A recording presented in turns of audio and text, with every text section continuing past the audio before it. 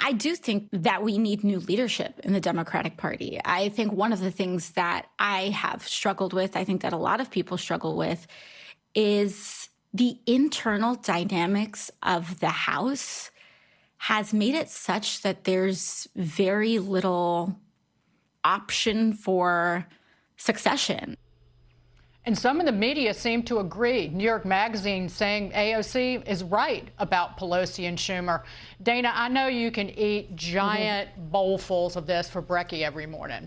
Where does this go from here? I love it. I'm here for that's one of the things I was looking forward to most about 2021 is the beginning of the big Democrat civil war. I'm here for all of it. I think that AOC did everything she could to maybe show that maybe she will be the one that wants to primary Chuck Schumer, because she's obviously unhappy with her time in the House. She thinks that there could be more work to be done over in the Senate side.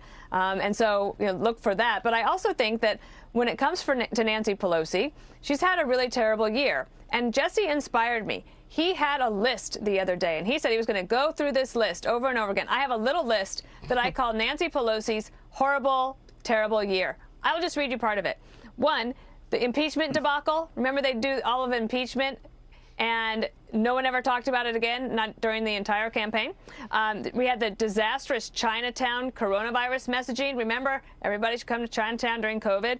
She had the green new COVID relief kerfuffle. Remember, she put that out saying, let's do COVID relief, but actually also let's make sure that airlines have to do like emissions for climate change and all that stuff. That went nowhere. The ice cream interviews, the hair salon hijinks, getting outfoxed by McConnell, then losing in November all of those House seats, and now admitting that blocking relief was all about President Trump. I mean, there's only, I think, 14 days left in December. I don't know how many more things we could add to this list. Jesse. And thank you, Jesse. Yes, Jesse, you're clapping. Go. Yeah, I mean, I'm just so proud of Dana. She made a list and she delivered it flawlessly.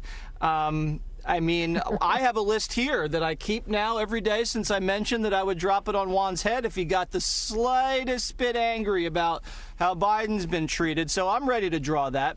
But AOC reminds me of the millennial who gets a job and then 6 months later goes to HR and asks for a raise and a promotion. If you work in HR, you know these people.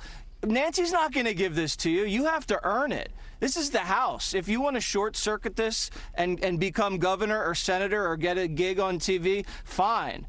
But this is a place where you have to earn your stripes. And I hate that she's doing this because she's making me defend Nancy Pelosi. But Nancy's not successful because she can just passionately push a progressive agenda.